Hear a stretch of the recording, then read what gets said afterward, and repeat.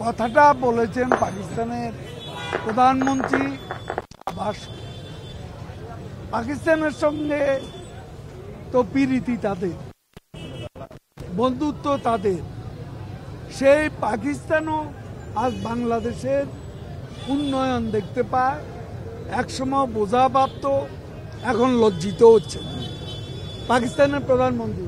এতে রিজভিদেরই লজ্জা পাওয়া উচিত। শাহবাজ শরীফের বক্তব্যে তাদেরই লজ্জা পাওয়া উচিত, কারণ তারা বাংলাদেশের উন্নয়ন দেখতে পায় না, কালো চশমা পরে। তারা শাহবাজ শরীফ যা দেখে সেটাও দেখে না। কেন? সেটা তাদের জিনিস।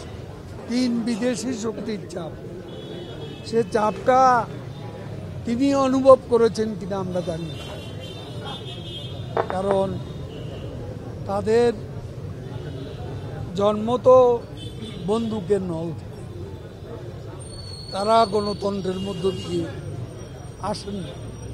বাংলাদেশে 42% লোক ভোট দিয়েছে।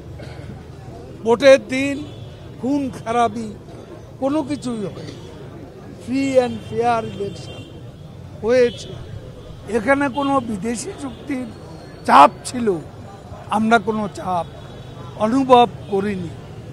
তিনি কোন কারণে, কার চাপে ইলেকশনে এসেছেন, সেটা তাকেই পরিষ্কার করে বলতে হবে।